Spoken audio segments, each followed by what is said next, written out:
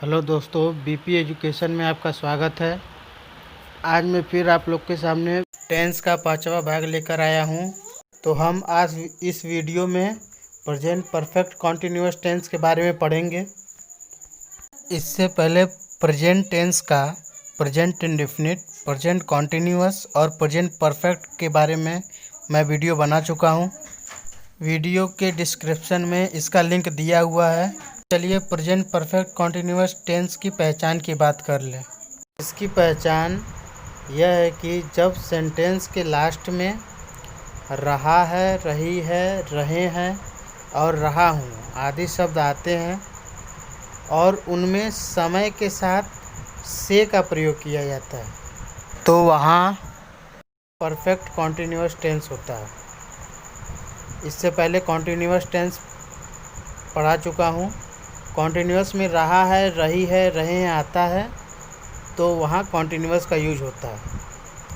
तो इसमें भी प्रेजेंट परफेक्ट कॉन्टिन्यूअस टेंस है तो कॉन्टिन्यूअस आया है तो इसका मतलब रहा है, रही है, रहे हैं और रहा हूँ आएगा। और दूसरी सबसे इम्पोर्टेंट बात है कि पॉइंट ऑफ टाइम यानी कि निश्चित समय के लिए सिंस का यूज होगा और ड्यूरेशन ऑफ टाइम यानी कि अनिश्चित समय के लिए फॉर का यूज होगा। निश्चित समय मतलब क्या हो गया? जैसे राम 10 बजे से पढ़ रहा है तो ये एक निश्चित समय है तो यहाँ पर सिंस का यूज होगा।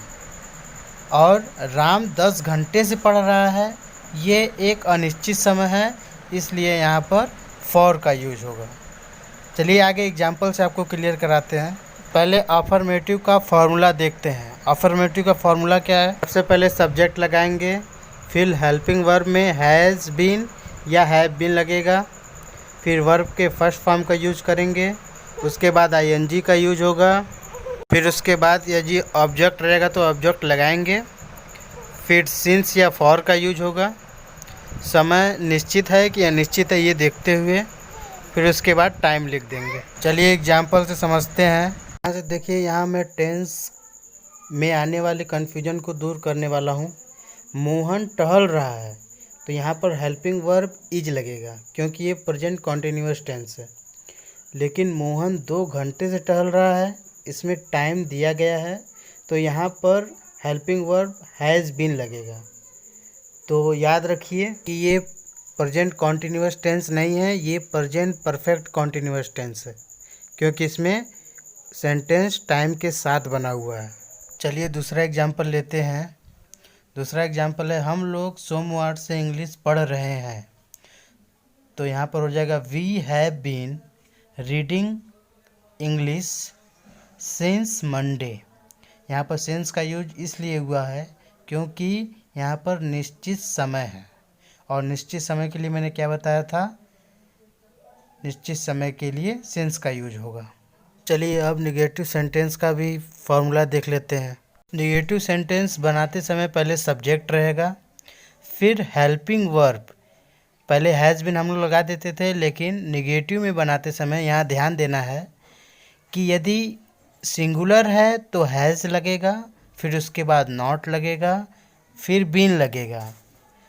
और यदि प्लूरल है तो हैव लगेगा, फिर नॉट लगेगा, फिर उसके बाद बीन लगेगा, फिर वर्ब का फर्स्ट फॉर्म, फिर आईएनजी, फिर ऑब्जेक्ट, फिर सिंस या फॉर, उसके बाद टाइम का यूज होगा। चलिए इसका भी एग्जांपल देख लेते हैं। सीता 5 घंटे से गाना नहीं गा रही है तो Sita has not been singing a song for 5 hours. चलिए एक और एग्जांपल ले लेते हैं। वे 2 महीने से स्कूल नहीं जा रहे हैं तो इसका क्या हो जाएगा?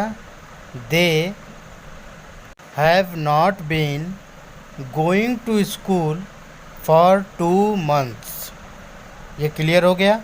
चलिए इंट्रोगेटिव के बारे में जानते हैं। जब क्वेश्चन वर्ड पहले आए तो सबसे पहले हैज़ हैव हेल्पिंग वर्ब लगेगा, फिर सब्जेक्ट लगेगा, उसके बाद बीन लगेगा। यहाँ पर ध्यान दीजिए, बीन सब्जेक्ट के बाद लगेगा, फिर वर्ब का फर्स्ट फॉर्म, उसके साथ ING plus object plus since या फॉर प्लस टाइम। चलिए एग्जाम्पल ले लेते हैं। क्या वे लोग ये फिल्म जनवरी से देख रहे हैं?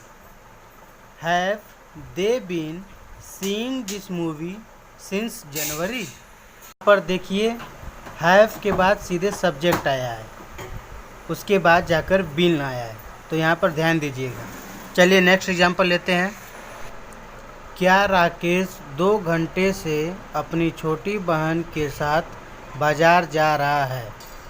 तो यहाँ पर क्या हो जाएगा? Has Rakesh been going to market with his small sister? चलिए अब बात करते हैं क्वेश्चन वर्ड यदि बीच में आए तो सबसे पहले क्वेश्चन वर्ड, फिर हैज़ या हैव, फिर उसके बाद सब्जेक्ट लगेगा, फिर बीन लगेगा, फिर वर्ब का फर्स्ट फॉर्म लगेगा, फिर उसके बाद ING plus object plus since या फॉर प्लस टाइम लगेगा। चलिए एग्जाम्पल से समझते हैं। तुम 2 घंटे से क्यों रो रहे हो?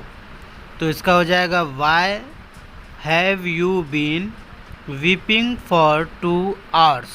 चलिए एक और एग्जाम्पल लेते हैं। मैं 12 बजे से कहाँ जा रहा हूँ? तो इसका हो जाएगा where have I been going since 12 o'clock?